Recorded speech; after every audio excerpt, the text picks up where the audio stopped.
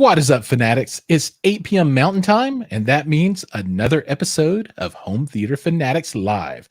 Tonight is episode 117, and we have I usually say a great episode. Well, this one's going to be super cool and awesome episode because we're going to talk about something that I am particularly interested in, and that's the mashup between gaming and audiophile audio and headphones and all that kind of stuff. And here to talk about that, we've got Vic and Mike from VZR Audio. Welcome, guys. How are you? Oh, we're doing A-okay. Thank you for inviting us. Oh, absolutely. Glad to have you on. So you guys, I think you're like the machine behind VZR Audio, right? You're the masterminds that kind of puppeteer everything and make sure it's created and successful and has products and all that kind of stuff. So you're the team? Yes, we're behind the curtains working away. So Vic and myself founded VZR, and so Vic is CEO, and I'm a co-founder and basically lead the product development with Vic. And we're excited to be here. Thanks for having us. Awesome. Glad to have you. So maybe a good spot to start is to talk a little bit about the brand and your products, right? What is the idea behind the company, and what problem are you trying to solve? It's a great question. I'll take a stab at it, and then Vic will definitely want to talk about all the cool stuff he's been doing. So we're an audio focused company. We sort of looked each other in the eye, and when we sat down, we wanted to do something. We realized we both have a very huge passion for audio. I come up from a production background. Vic comes from a product development background, doing some amazing things, which he'll get to. And, we, at the time, actually, when we started the company, we were looking at virtual reality. Virtual reality was sort of making a big, re-entry into the world, if you will. And it was around 2014, we sort of sat down together and we were looking at ways of, or at least investigating, hey, let's see what's interesting with this space. And as we were, talking and, over a period of several months, we realized, something about the audio, in particular with virtual reality, sound is absolutely critical. There's this concept of presence when you're dealing with virtual reality, and what that means is, you need to feel like you have that suspension of disbelief where you feel like all of a sudden you're not wearing goggles, you're not wearing headphones, and there's some technology that allows that to happen. And so we found, believe it or not, that through our tests, that headphones can actually affect that experience. So you have a very poor set of headphones, it can actually affect the experience greatly. And I'll give you an example. Some of the built-in audio on some of these headsets do a really good job of, let's say, high frequency reproduction, or mids or whatever. And then, but when it gets to like lows and low mids, it's just gone. I'll give you an example. I tried a particular demo that had like a T-Rex or something, a really big, huge creature, and all of a sudden the suspension of disbelief was gone because I wasn't getting that low end rumble. I wasn't getting that low end, those critical frequencies that were basically fooling my brain into believing I was there. I wasn't. And so that was like that aha moment. It's like, wow, the headphones can actually affect things. Then we realized there are things like accurate placement of sound around you are also affected by things like frequency response, phase response, things like that. So, and I'll let sort of Vic kind of come in here and talk about it. But that was sort of our like moment of like, wait a minute, let's see if we can investigate this and see if we could do something about it. Right on. Yeah. So just taking off where Mike left off there.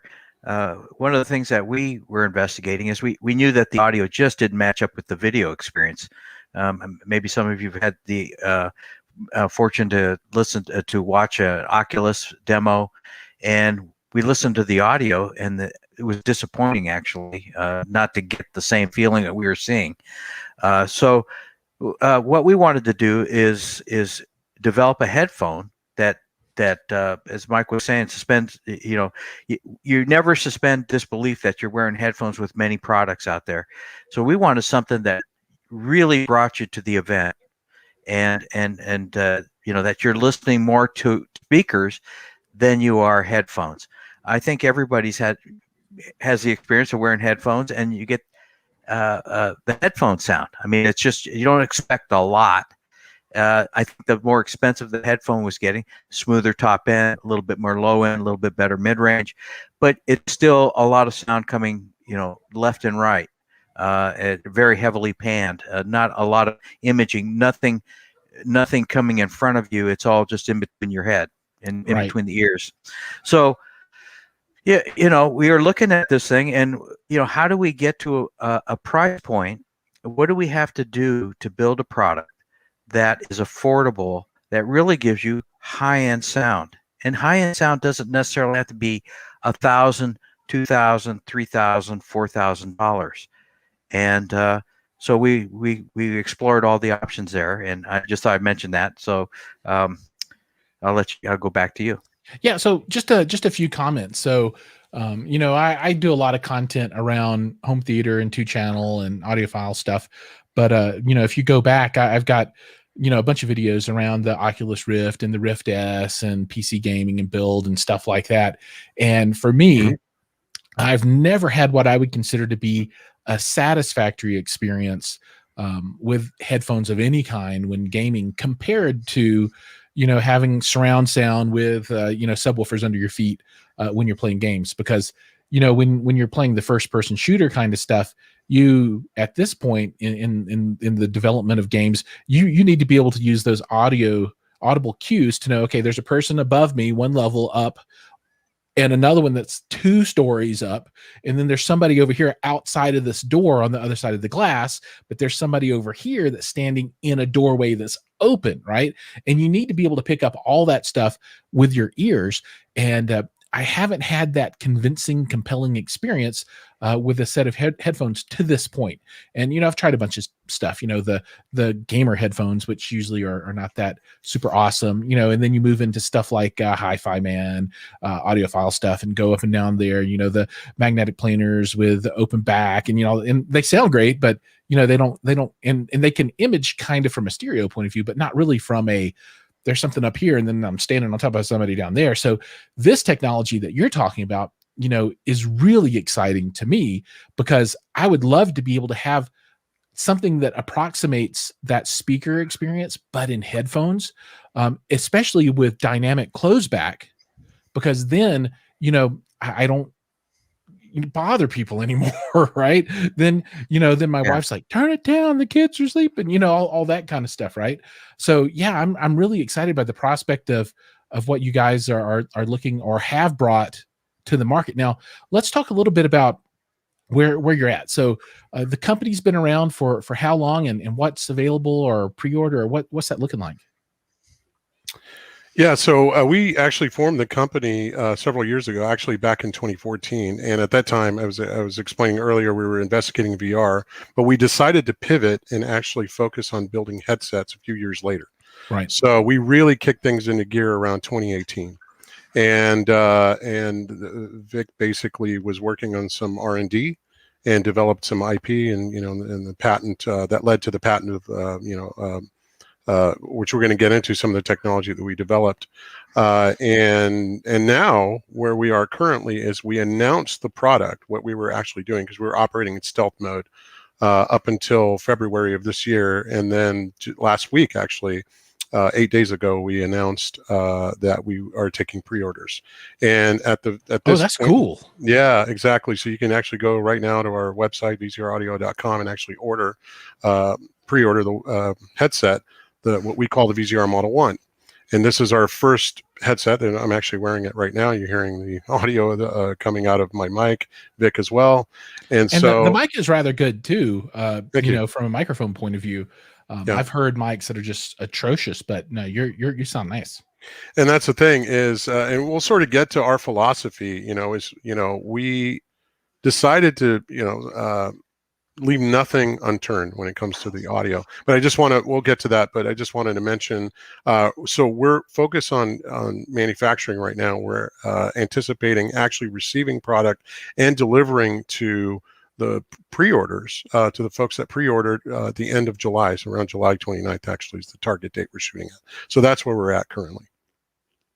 Right on. So it sounds like you're probably a little more than a month out on getting shipping started to get to distribution, and then from there, Exactly. folks will be able to pick. That's super exciting. I mean, it's right here. And Exactly. do you still have room in the pre-order for more folks to jump in before you guys run out of ability to fulfill those in this first round? We have a limited quantity, but yes, we do actually. So, we are definitely, we made sure that we didn't want to pre-order, put out a pre-order, then have people instantly gone within, 24 hours. We wanted to get that would have been cool though, right? It would have been cool, but we wanted to get this in the hands of folks, so not bum them out that they have to wait longer. So. That's cool. So so for everybody watching, I don't have the link in the comment section for the video in YouTube yet, but I will put that up there. I think it's actually commented, but I'll put it into the video notes so it's easy to find and you don't have to go digging for it. But I'll put a link up to the webpage and everything else. But it's pretty easy. vzraudio.com, I think, right? Mm-hmm. Correct. vzraudio.com. Correct. Let me just pull this up real quick. Victor Zebra Radio. Audio.com.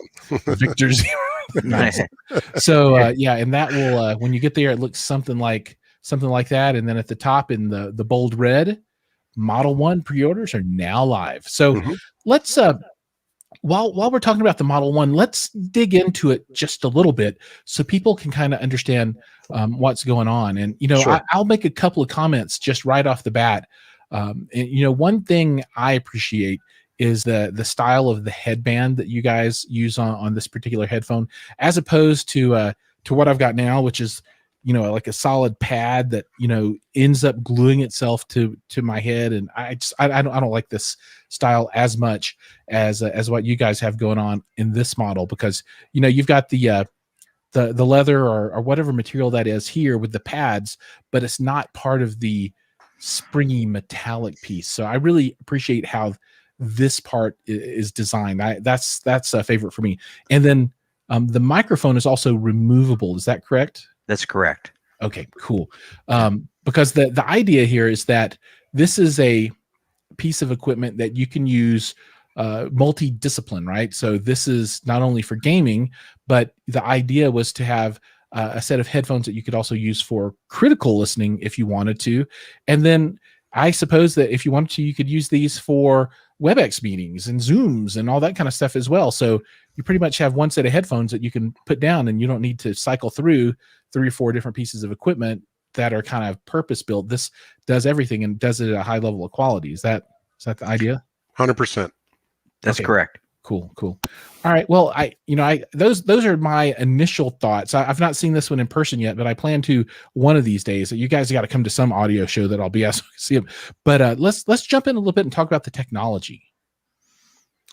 Yeah. So go ahead, Vic, and tell us, tell the world what you've been doing. Okay. Well, let's scroll back down if you don't mind. Back to the headband for a second. 50%. I like to say this, that 50% of the sound quality is from the fit and comfort. If it's uncomfortable, doesn't matter what the thing sounds like acoustically, you're not going to like it after 10-15 minutes. Right. So one of the things is that notch not only allows it not to touch the soft spot of your head, because if there's any pressure point there, it wears on you. And I think that's what you were kind of referring to there. Sure. It's a hot spot there, if you will. Yeah, and I have no hair, so it's even worse. Same. So what you want to do is transfer the weight quickly onto that pad. Okay. Right. That's here and here. Right. And you want the weight to be on those. Yeah. And not touching the soft, so that the clamping force is not as high. Makes sense. All we want is a clamping force to make sure that you get a good acoustic seal with the ear pads. So that's and this is pretty well articulated. I just wanted to show that. Oh yeah, absolutely. And it makes for comfortable gaming or music listening hours. We have somebody in the pro audio business that does 8 hours a day with headphones. Matter of fact, that person is now mixing his music over a long period of time on headphones, which is, people aren't usually don't do that. They do it. Oh, he's got a pair of $30,000 monitors, and right now these headphones are better than his speakers. He says, I got to go up to the speakers to hear the detail. Oh wow! Okay, so he's getting a better mix now. So he's doing it in reverse of what he's been doing, and actually turns out better for him.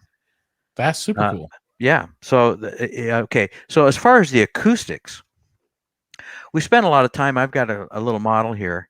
Let me blow you up so people Yeah. can see Okay. here. There you go, full screen. Okay. Yeah. So we got a little model here. You can see we have a little indentation or depression here, so that it goes into your ear. Got a little ear model right here. And you can see that this goes in there like that, and we've got the ear pad here. So what a lot of people don't know is if you don't have headphones on, the sound arrives at your ear, it goes up into these little nooks and crannies, and then bounces into your ear canal. So there's a slight delay in the transfer of sound between there and the ear canal. Some sound goes directly in the ear canal, some bounces around. It's you do this, and you know what that sounds like when you cup your hand. Well, this is what the ear does. It shapes the sound, it filters the sound, and it goes in the ear canal. So one of the things about having a speaker, I'm going to hold up, this is the driver plate that goes into it. So this is kind of, I don't have a cone in here, so this is not the actual speaker, but this is going to be sitting up against your ear like this, blasting into it. Okay, so you can imagine you got about half an inch there where it's got you're sitting right next to a speaker, and that sound is just kind of projecting straight in. That's not how we hear. If you take your headphones off, the sounds are coming from all kinds of different, like delayed, and our brain is pretty darn good at figuring this stuff out.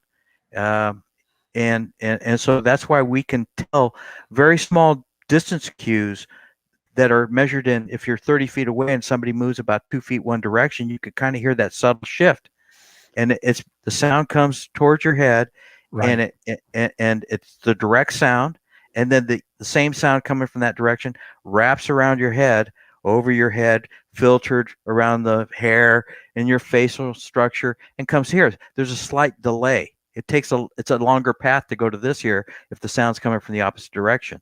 And our brain is an amazing thing. It figures this stuff out. So that little 13 millimeter distance, that slight distance there, is critical. And so that's what our product we call Mike, what do we call it? you call it the crosswave. Crosswave. Thank you. All right. I'm so sorry. Sorry about that, folks. So crosswave. So in any event, that's what we do there, is to kind of shape the sound, slight delay in sound, and it reaches the ear more like we hear. Again, that makes sense. Okay. So that's what I have right now, other than the crosswave part. Right on. So the magic is, obviously this is a set of dynamic headphones, high quality, but the magic really is the way you use the crosswave lens. And let me pull that up so folks can see that, to help introduce the appropriate delay in sound so that you can still get the correct spatial cues. Am I saying that kind of right? That's absolutely correct. There's also when we port that sound off the driver, it also is a bit of compression against the driver. In other words, there's a resistance because of where it's located, and also it changes the frequency response. So we use that to tailor the way the sound arrives at the ear, and also change the frequency response. Very cool. Yeah. I want to clarify something, because there's a lot of for those who maybe think that the crosswave technology actually adds a 3D effect. It does not. What it does, and I kind of want to maybe explain a little bit further, anything that comes from the source. For example, if we're playing a video game, and the video game is actually outputting Dolby Atmos headphone, right? And you're getting that audio analog into, through your, computer sound card, and you have it plugged in through a 3.5 millimeter cable, which is what we have.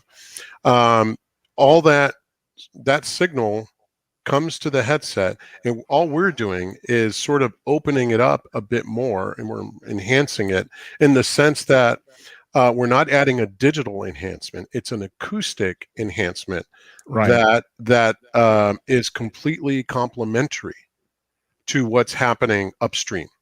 So I just want to make that very clear that we're not necessarily adding a 3D effect. What we're doing is allowing the 3D effect to come to the ear in a more natural way.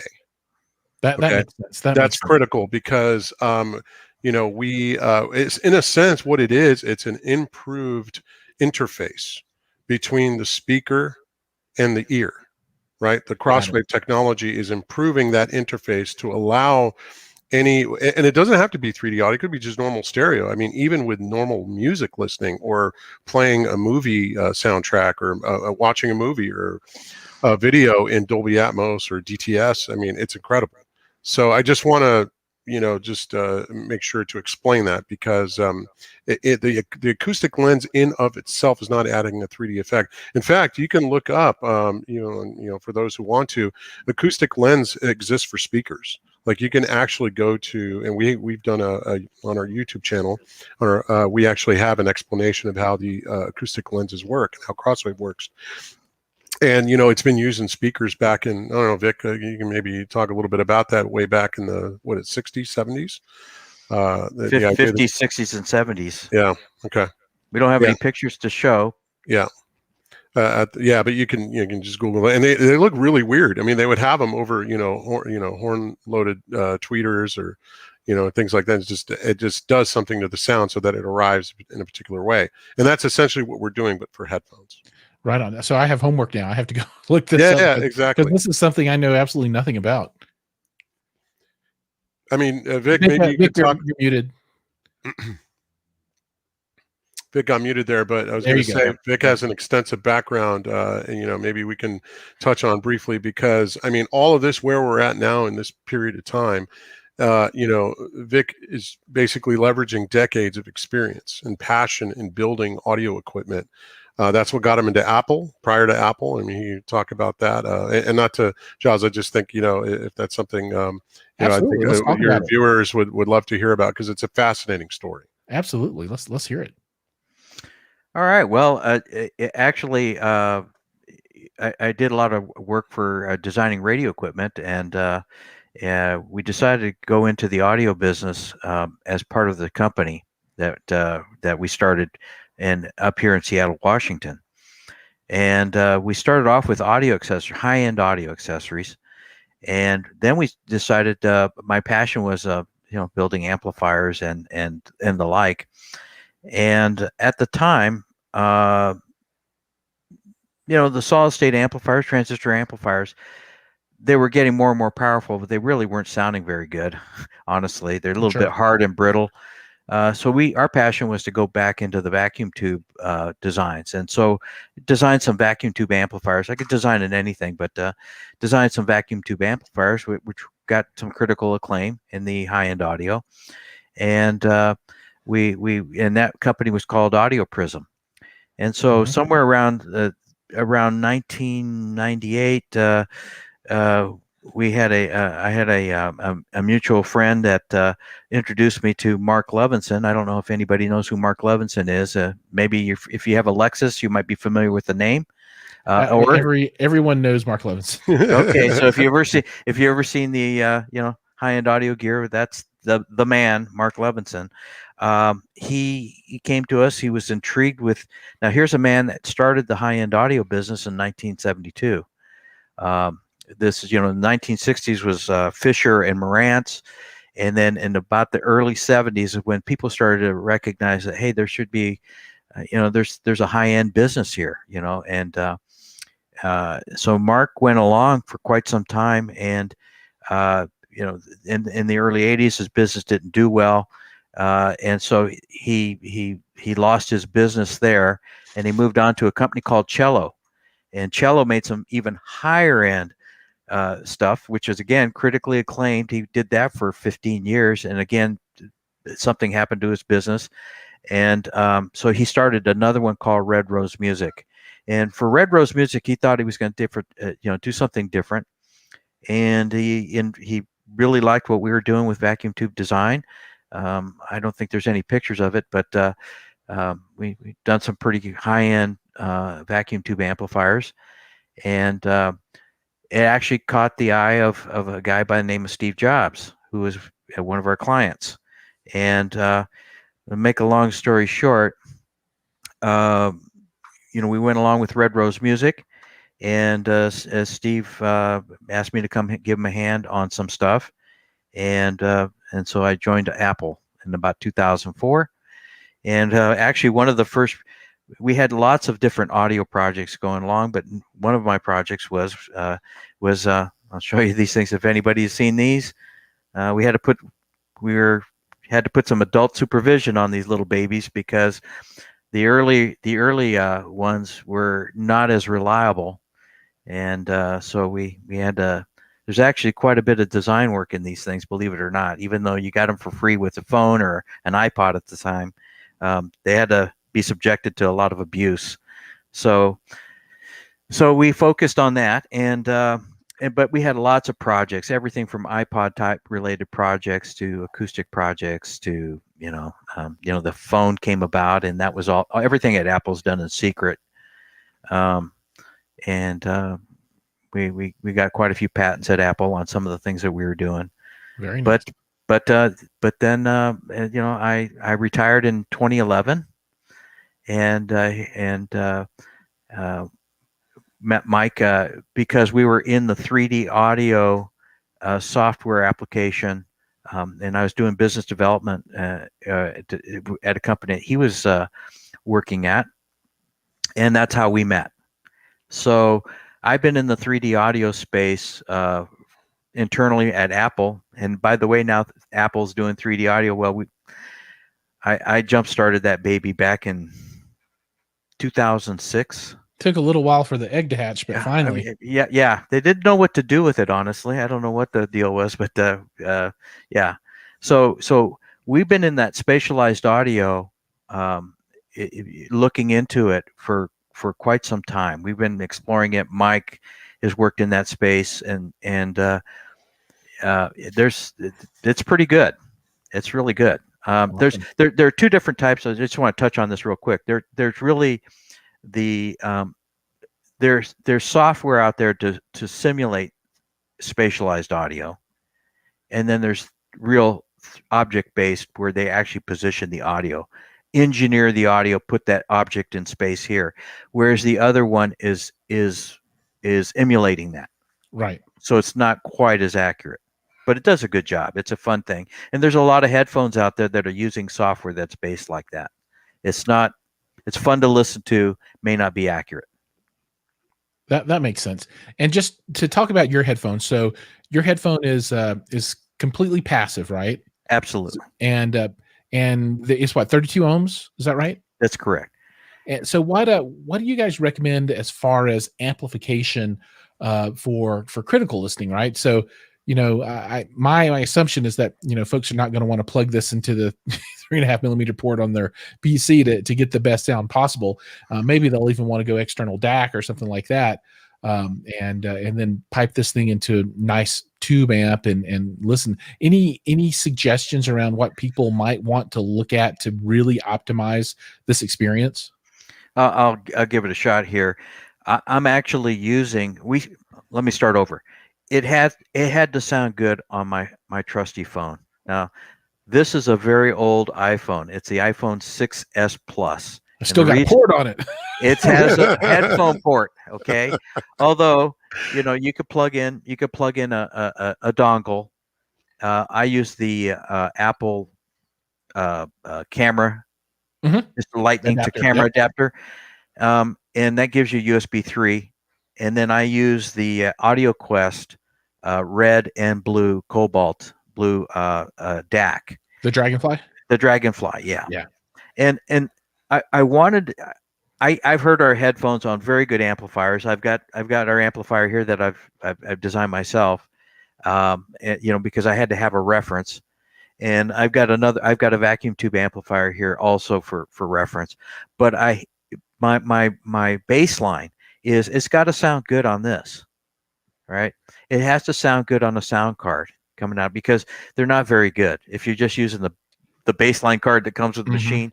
They're not, but we had to be able to. We wanted to be sure that our headphone could be easily driven, no excuses. It's going to sound as good as it can be from the sound card, and that was a criteria, plain and simple. So we focused on that, but absolutely these headphones deserve the best amplification without a doubt. That's the incredible thing, Jiles, because I will tell you this as someone who's used a lot of gaming headsets and other similar types of headphones. You wouldn't usually take a typical gaming headset and plug it into a very nice amplifier, and the reason being is it's just not a high fidelity piece of gear. As much as people would like to sell you, absolutely true, knowing that it is hi-fi, it's not. We wanted to upend that. This headset is completely scalable in terms of sound, where you can plug it into a very high-end amplifier. Vic actually has designed high-end amplifier. I mean, his speaker amplifiers, he has the reference speakers from from Red Rose Music, are $25,000 a piece, right? Monaural. Right, so this is the type of stuff Vic designs, right? And so when he built his own, because he wasn't satisfied with the stuff he'd heard, he went and built his own headphone amp. And by the way, that's a possibility down the road. We're thinking that that is something we want to look into. Nothing announced or anything, but we are keeping our eye on that sort of possibility. Oh, I think that would be awesome to have a nice little tube amp. I mean, it could be small, simple, couple of tubes, warm up the sound a little bit. Exactly. Yeah. See, there you go, Vic. Well, there's another part is that there's obviously a lot of focus now on microphone quality.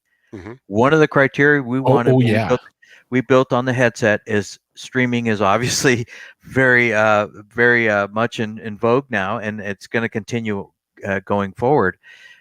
We wanted to build you've got a what is that, a Shure SM7B? Just the normal, the one everybody's got.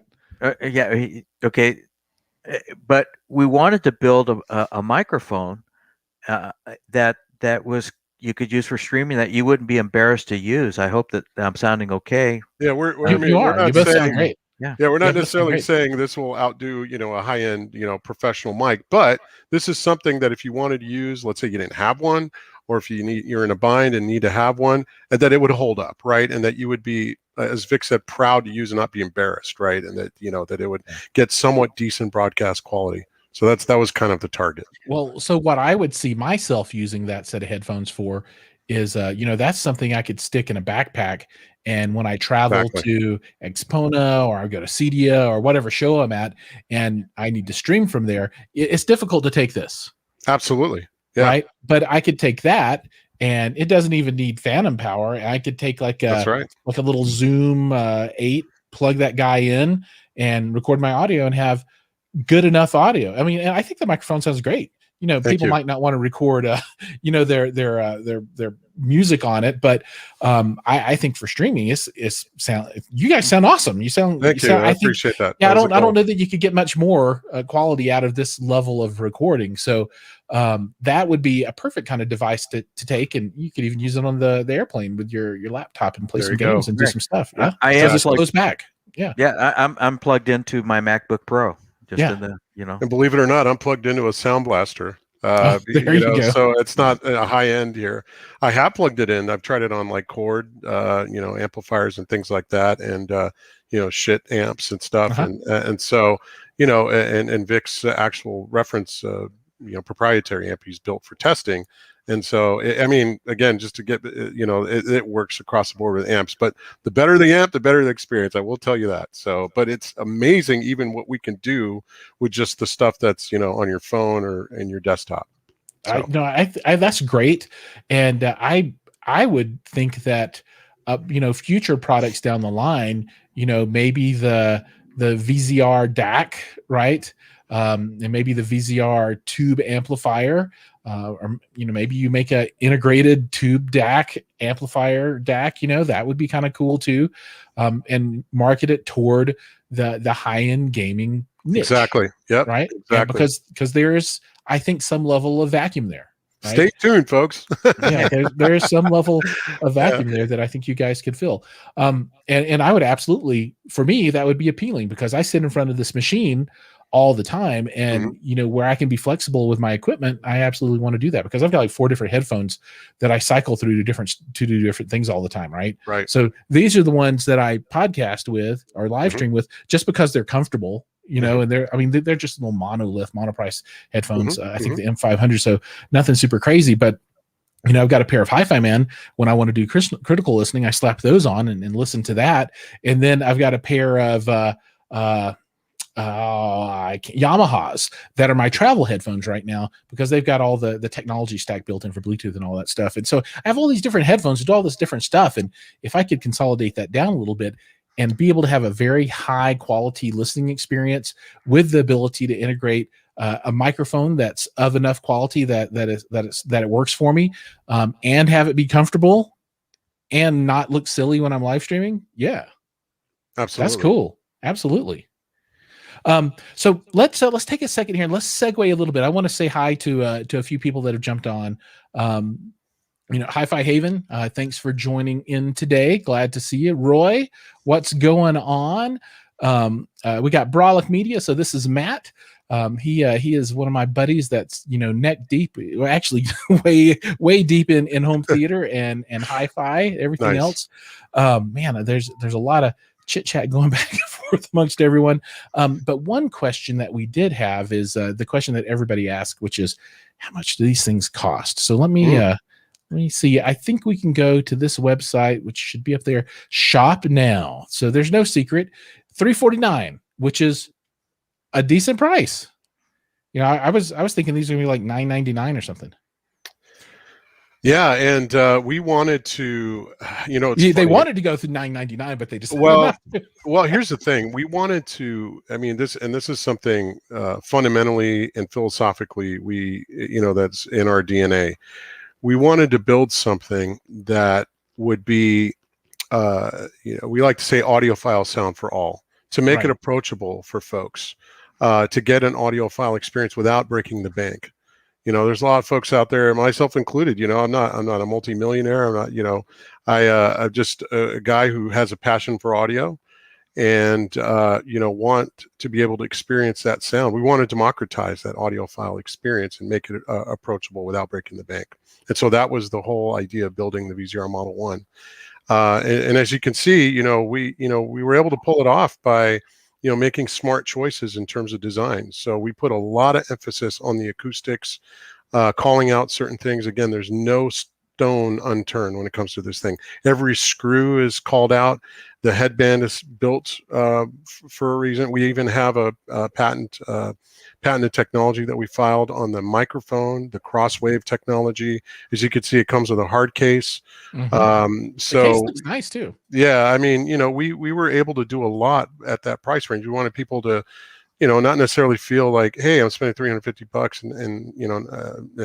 and we wanted it to make it worthwhile. Not only sound great, but also be functional and meet those requirements of that people need for not just gaming, but for professional audio production and also critical listening. Well, that's very cool. I know there are a few reviews out of the product already. Maybe so. I would really, Roy. Yeah. So the question was, can I put up a link? Sure. I will put a link in. I think there's a link in the comments already on YouTube, but I'll make sure there are links to everything in the notes for the video. And the website is very easy. It's VZR Audio. So Victor Zulu Radio, I guess, audio.com. So it's easy to find that. And if you do a search for VZR headphones, it comes up as at the very top, so it's easy to find. But I will absolutely make sure to get those links up there so that everybody can find these. But yeah, this is super exciting. I mean, this is the kind of thing that I've wanted to find and have been unsuccessful. It's always been some level of compromise for me when it comes to headphones. If I've got critical listening headphones, they can't do anything but that, right? And then I need a pretty high-end amplifier to make them function exactly. well. Oh, yeah. Or they come with a microphone, but the microphone's horrible, or they kill my head after about 30 minutes inside the headphones. I just can't deal with it for long term. And there are times where I'll keep these headphones on for 8 hours straight. Yeah, exactly. and so they have to be comfortable. So this looks like it's, you know, a good mix of all those things at a level where it might not feel like you're compromising on anything. And if that's how it ends up being, you know, when I put a pair of these on my head one day, that's going to be a pretty transcending experience. Well, everybody wants that transcendental experience, right? I mean, you know, that was a tough thing for us. I mean, we sat around internally, we realized, wow, so that's a tough sell, right? Telling people, hey, this can be, our philosophy is really a headset is a headset, a headphone's a headphone.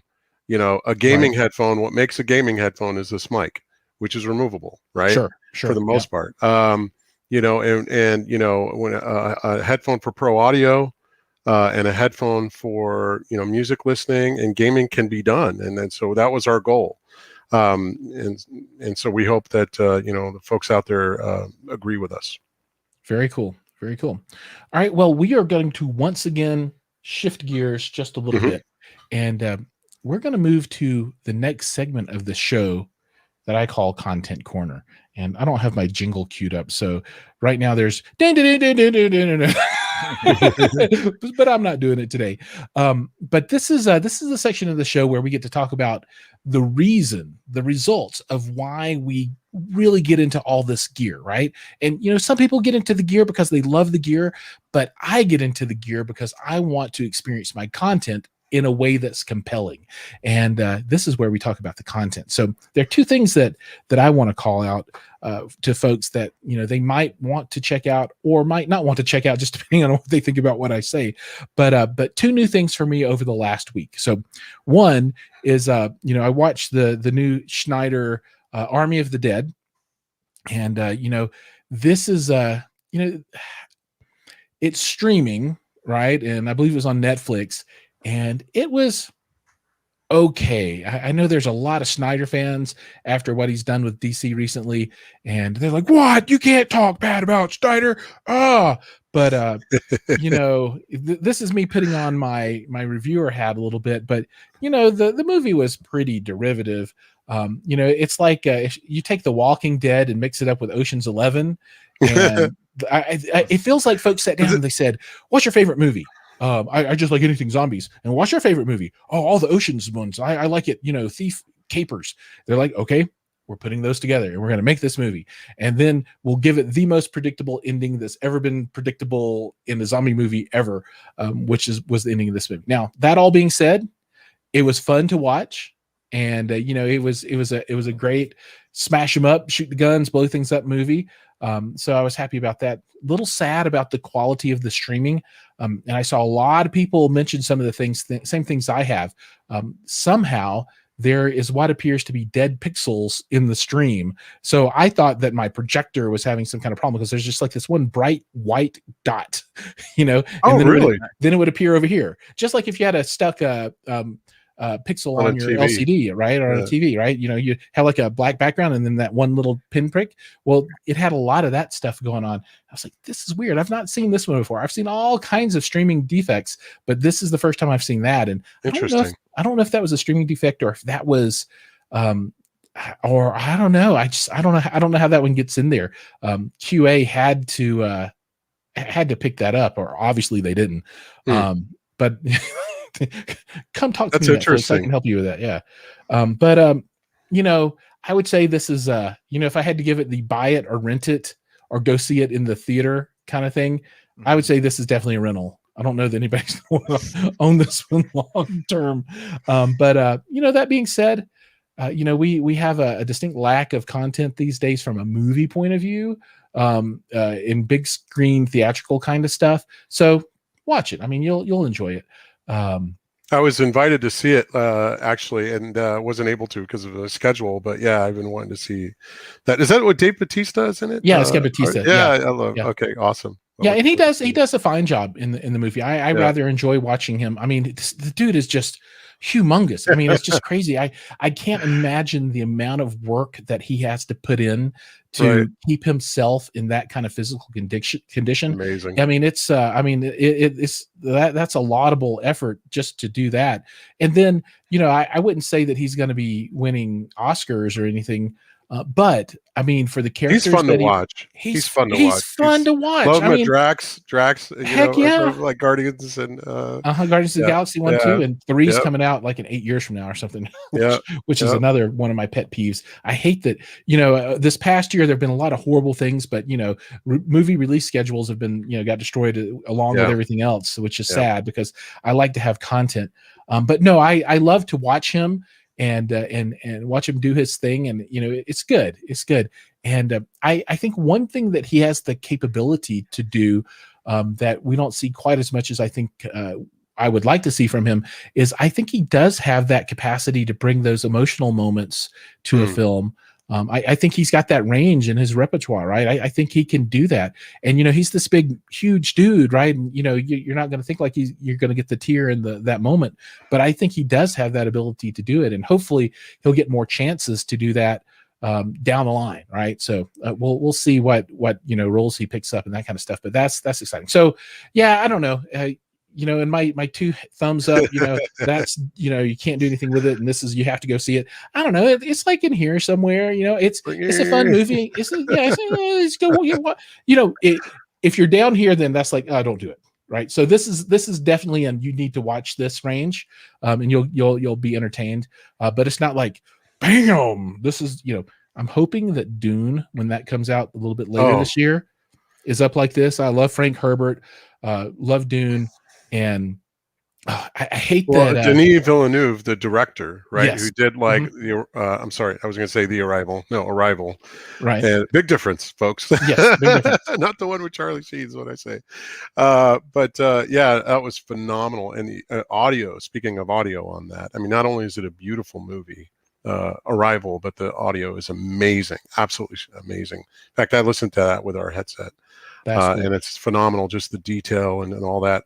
One other, if I may, there was, obviously the Chernobyl TV series that came out on HBO. And I've not seen that one yet. Not only do you have to watch it because it's probably one of the finest, what would you call it? Documentary? No, episodic, short form episodic shows I've ever seen. But the composer miniseries, the composer Hildur, and her last name is I think she's from Iceland, and it's very hard to pronounce, and I apologize. Probably lots of E's and J's. Yeah. But she actually incorporates some binaural recording and audio in her compositions, and she actually won, believe it or not, she was historic actually. She won an Oscar, an Emmy, and a Grammy in the same year.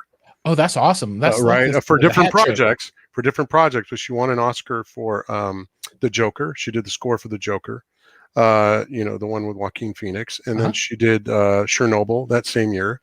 And I believe, I don't remember what the Grammy was for. If it was a Grammy or Golden Globe, I apologize. But anyway, amazing, and she incorporates binaural audio in her. So, one of the demo tracks I like to use actually is from Chernobyl because you get these 3D effects that happen. Awesome. It's pretty cool. Yeah. That's cool. Yeah. So, whenever I hear binaural, I always think about ASMR. I don't know if you're familiar with that stuff, but I need to get a second microphone and then I just, my show's going to be, welcome to the show. Yeah, exactly. Just light a match or something. Yeah. Yeah. Like, yeah. Oh no, that's cool. No, I'll have to. Yeah. The scissors. Oh, that's a good exactly. one. Yeah, the virtual barber. Get some soap and start cutting it. Add the visual. No, that's cool. I'll have to check out Chernobyl. It's on my list. Amazing. But just I think a general piece of commentary around television. So for items outside of the theater, right? So stuff that you stream at home, watch on broadcast or whatnot, there's such a huge variety today. We really do live in what I consider to be the new golden age of television because there's just so much content out there. And if you want to find something, you're going to have a smorgasbord of things to watch. I mean, everything from like Tiger King to Chernobyl, to animation, anime. I mean, it's a really good time to be consuming content. Absolutely. And there's been a lot of it consumed over the last year. But to your point, that I wanted a side note here. Do you know that 85% of the audio content is consumed over headphones. I believe it. I believe Over it. whether it's a pair of these Mhm. or what we're wearing, people are consuming their audio through headphones. And it's I imagine that's even more prevalent outside of the United States than inside of the United States, because whenever I travel, particularly in Asia, because I take a lot of trips over there. My family, half my family's all in Asia, so we go visit the in-laws a lot. And I'll jump on mass transit, and there'll be 500 people all with some kind of phone all plugged into their head. And that, I mean, that, Mhm. and a lot of people, that's their primary means of consuming content. It's their phone and headphones, Mhm. right? Well, and so if I may, just for a second, I don't want to take you too far off of what you're started off. Sure, no, But go for it. well, when they record, they're using a couple speakers across the console with 30 degrees off axis, so 60 degrees total in an equilateral triangle, right? That's the UTI setup, okay? Right. So a guy sets up, and if you know anything about how they record, most of the stuff is monaural tracks. It's just a bunch of tracks they assemble, and they assemble it, and they put this up on their speaker, and they have a phantom center generally, and that's the way it's heard. How does that translate to headphones?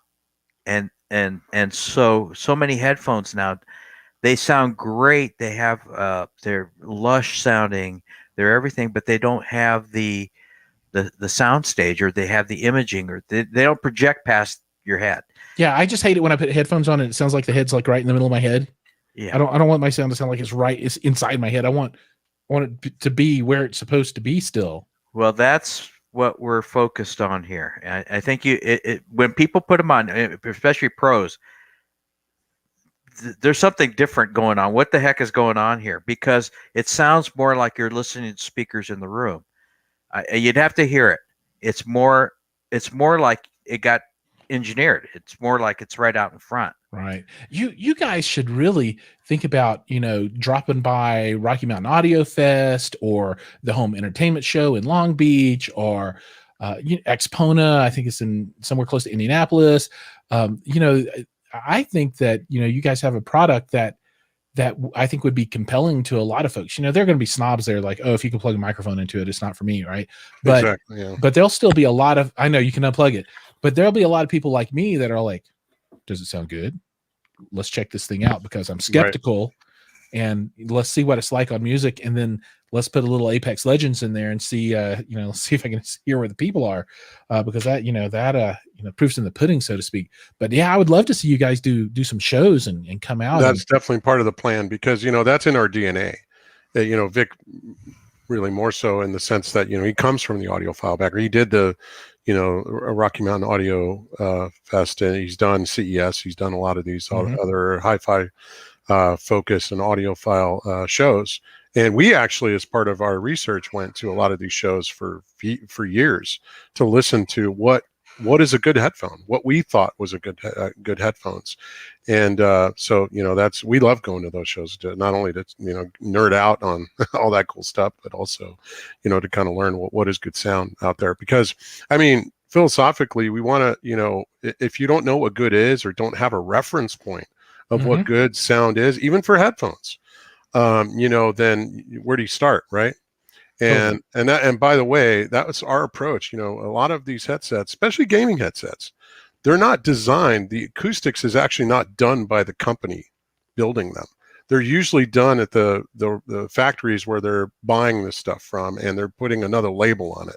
That's not our approach. It's all OEM or ODM kind of stuff, right? Totally. Like, make ours blue and put our logo screen print on the side. So I just want to call that out. But also, anyway, I know, if you, as far as, any other of the content stuff, because I thought there was kind of a fun discussion. Oh yeah. So we can talk about that all day. The only other piece I wanted to call out, and this is one that I'm actually enjoying with my kids right now. So I had an opportunity to, earlier this week, I went and hung out with a buddy of mine. His name is Gabe, and he owns Echo Home Theater Association. Echo, it's just Echo here in Southern Colorado. And we were doing some unboxing and video review stuff on some sound bars and other equipment. And he I come to find out, and I didn't really know this, but he's an illustrator, right? So he's done like comic book stuff and that kind of stuff. And as we were testing out these speakers, he pulled up Netflix, and I saw Voltron. And I remember Voltron when I was a kid. So it's like an 80s cartoon. And I'm like, yeah. And I'm like, hold on, what is that? And he's like, oh, that's Voltron. It's awesome. I'm like, I should have worn my Voltron shirt. I got one. Right on. But no, that's not Voltron. That's way too new to be Voltron. He's like, no, there's a new series. I'm like, no. And apparently they are 8 seasons in on this thing already. And if this is your kind of thing, right? And this isn't for everybody, right? But I sat down with my boys yesterday, and we watched episode 1 and we watched episode 2 and 3. They're 30 minutes short, 21 minutes, whatever, after the cuts. And it's good. The animation's good. It's not too cheesy. It's still targeted toward adolescents, young children. So it's got a little cheese in there, but it's not too cheesy. And it brings back that feeling of nostalgia. I'm like, oh yeah, here come the lions. Get together. Yeah. Exactly. Anyway, so folks are want that are in the 40s, maybe early 50s, and maybe down to early 40s, maybe. And you have some of those memories of these golden age cartoons. That it's pretty cool, and it's really updated and stands up well now with the new animation. So those were my 2 items, and we got Chernobyl. Anything else, Mike or Vic, that you guys have experienced lately that you think other folks might enjoy? If I may, and then I'll make this very brief. From a video game standpoint, I got to call out a few. Oh yeah, games, totally. So Ghost of Tsushima, I visited a friend of mine playing on the PlayStation 5, actually, and we were actually testing our headset. Oh my God. It Good was times. incredible, because there's so much subtlety and detail. Not only is it a beautiful game, but the sound is absolutely spectacular. I mean, and what's cool about it is it uses the 3D audio that's utilized as part of the Tempest engine in PlayStation 5. So you're getting the full sort of 3D, because they're doing like ambisonics, they're doing some object-based audio as part of the MPEG-H, because the Sony 3D audio technology is based on MPEG-H standard, which is quite different than the Dolby Atmos standard, which is proprietary. And which was a big kerfuffle for everybody when they were like, "Oh no, it's not going to be Atmos." They're like, "What?" Yeah. Well, I mean, I'm a fan for competition, not have monopolies, right? Absolutely. So anyway, yeah. So I was very impressed with that. I personally love. I'm a huge fan of Doom and the Doom series. Like, nice. I remember original. I'm dating Doom. myself here, folks, but Doom Eternal is pretty awesome. Even playing with 7.1, virtual 7.1. So you can, by the way, with our headset, you can use software, virtual software out there. So if you're playing, using either Dolby Atmos on Windows or Xbox 360 or Windows Sonic, for example, or any of the other stuff out there from, THX and Waves, for example, you can get add-ons software that'll virtualize 7.1. There's a number of solutions out there. We fully support that, and I dare say provide a more accurate and better experience with those virtual surrounds. Now, the last thing I want to mention about the future of game sound, I actually come from a game audio production background. I've worked on a few games back in the day for Pixar's Cars. I worked on motocross, MX Unleashed, MX versus ATV Unleashed when I was working for THQ. And I've had a passion. So I've sort of, looking at where things are going, video games are now the future of, I believe, audio, in the sense that you're now seeing things like with the Unreal 5 engine that was announced last year. They're now doing modeling of reverberation in the game, where they're doing complex geometry. So, for example, you're in a cave. Imagine the acoustics being modeled in that environment, right? And so, and doing it in ambisonics and doing it with object-based audio. So there's a reason why we didn't want to embed 3D spatial audio DSP in the headset, because we know that the trend is going more towards that stuff is being done in game. So it's not necessarily the headset that needs to do that. Think about this. The software is going to change, right? And you'll have your headphones through multiple generations of technology. Well, exactly. It's obsolete. The minute you put a DSP on a headset, it's obsolete, because video games are just purely software driven.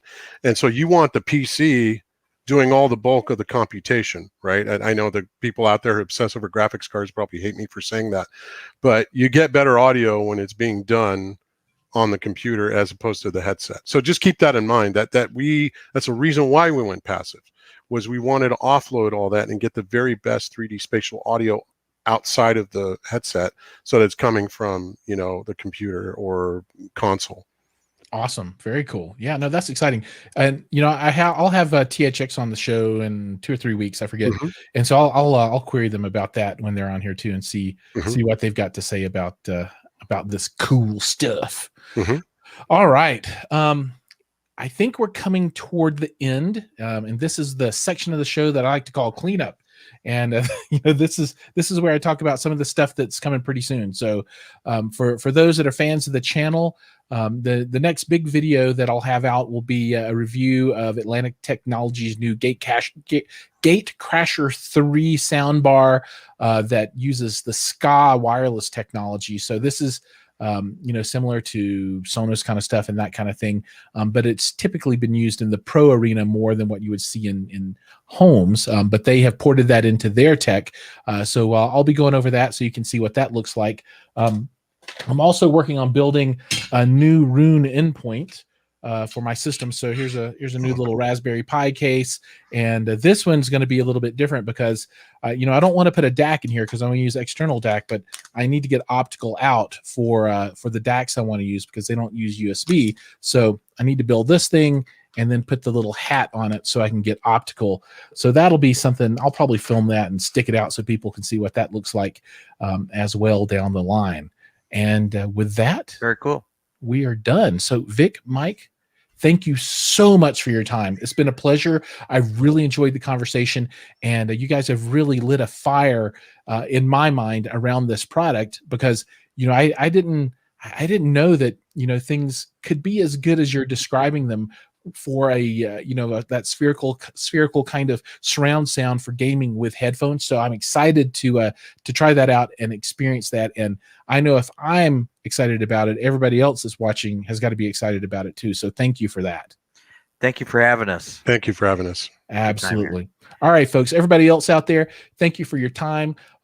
Shameless plugs here. Don't forget to like and subscribe, hit the bell so that you'll be notified when new content drops. Also drop some comments down below, because YouTube loves to see people comment, and when they do, they show my stuff to more people. So it's up to you to make me popular. Thanks, guys.